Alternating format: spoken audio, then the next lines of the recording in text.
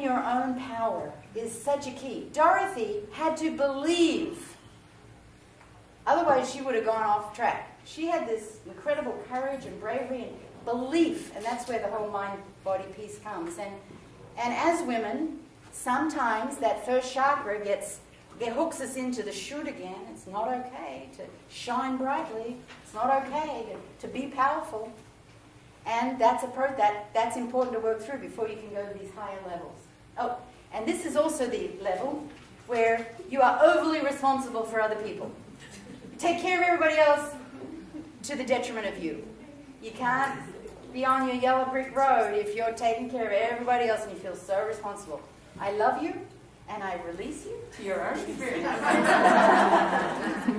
Best gift you can give someone else. So the center of responsibility is right here too. So how is your gut speaking to you? And the gut is an organ that has its own nervous system. And irritable bowel is an irritable bowel.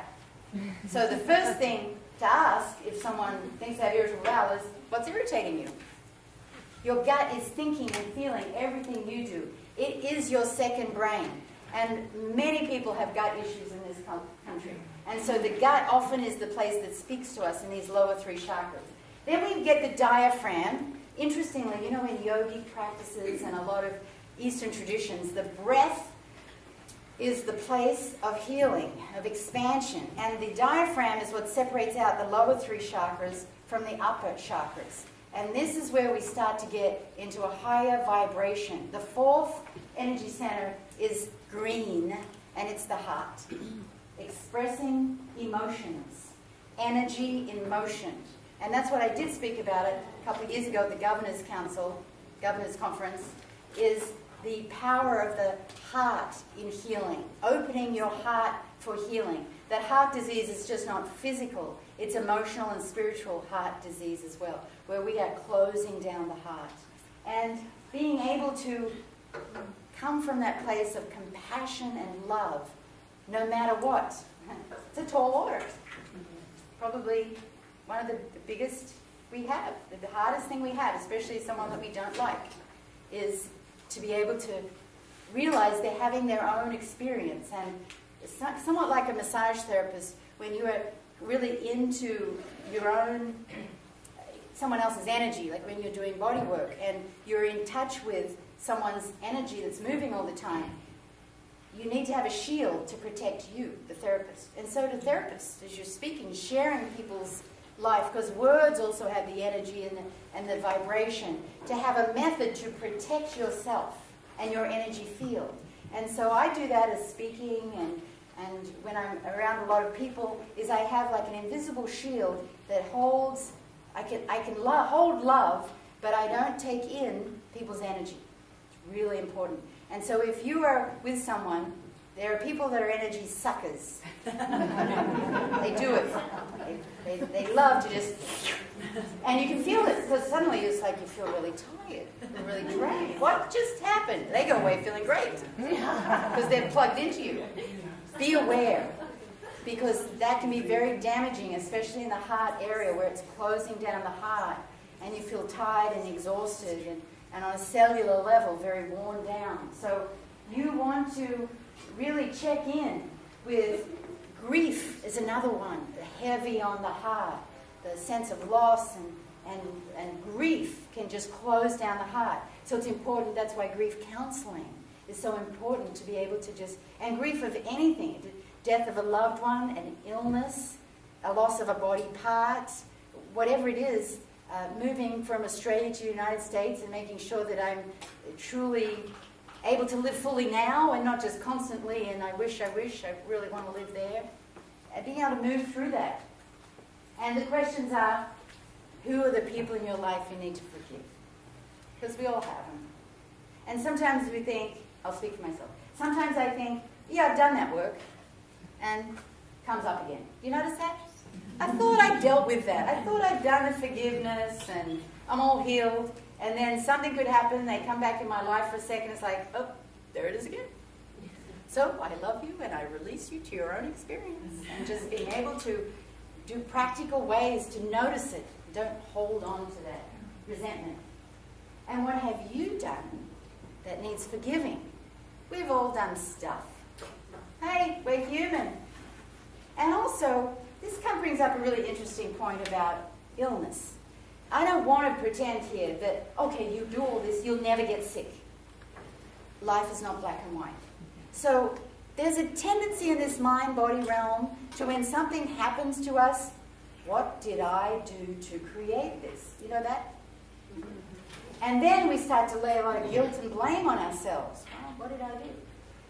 Let it go. There are certain things we cannot control. I don't have the answers to everything. If bad stuff happens to good people, or that book is When Bad Stuff Happens to Good People, find a way to rise into compassion and love and move on without holding on to that guilt. And a couple of years ago, thank goodness for Western medicine, because I had my routine mammograms, and they found this little white speck on a mammogram. This little thing I wouldn't have paid any attention to. It looked like a little white-out speck. And then, luckily, the radiologist said, you know, I don't know what it is. I'm going to take another look, a few more views. You know how they call you back in and do more. And they said, you know, I'm still not sure about this. I want to put a needle in it. So I did a biopsy, and it came out DCIS, if you know that saying. It's ductal carcinoma in situ, which means it's all in the duct, it hasn't gone anywhere else, and probably 50% of women walk around with it, unfortunately. And I called Dr. Northrup and said, okay, what do I do now? And she gave me her advice, and interestingly, I chose not to take her specific advice because I wanted to do what was right for me, because you know there is no one way for two women. We all make our choices. Some people have mastectomies for DCIS, and if that's the case, then with good information, and because they just want it off, they just don't want it. And there's a point in that. So there's no right treatment. So I ended up having a lumpectomy, and have you heard of partial radiation? Where you have a lumpectomy, and then they stick a catheter in the lump. A catheter, like, you know, urinary catheters, got a balloon on the end. They stick the catheter in, blow up the balloon, and the catheter sits there for 5 days. Brachial therapy. Brachytherapy. Yeah, that's what I had. And then they shoot the radiation into the catheter, so you only have local radiation, not whole chest wall radiation. And it just seemed like the right thing for me to do. And it was over with, it was done. I don't identify myself as a breast cancer survivor. That languaging doesn't work for me. It's like something I had, and it's like, oh, get on with stuff. And I could say, well, what did I do to create that? And you know the answer? Environment, environment, environment. There are things that we cannot control. Stuff happens. It's what we do with the stuff that happens that is the key. I have a 16-year-old daughter. So yeah, I did genetic testing because I wanted to know for her. And the way I approached it, I knew was so important for it. She observed everything. Whether I identified with being sick or how I walked around with this thing. And what I learned about that is that stuff can happen. And we certainly can't go around worrying about what can happen. But if it does, rise to a higher level. And one of the beauties that came out of that was my husband went, you know, this radiation you do twice a day for 5 days. So you imagine you go in, because it has to be like 6 hours apart. And he came in with me every single session. And I used the little meditation music while I was in there, because I use all those mind-body techniques throughout my healing. And I share that story with you because if stuff happens, we can still have this incredible life.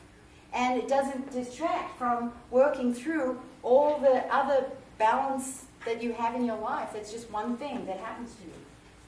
And Dean Ornish in this green center. And of course the breasts are all part of this vibration here, this vibration of love and forgiveness. The heart, the breast, the lungs, and this expansive opening of love and forgiveness. Dean Ornish, cardiologist.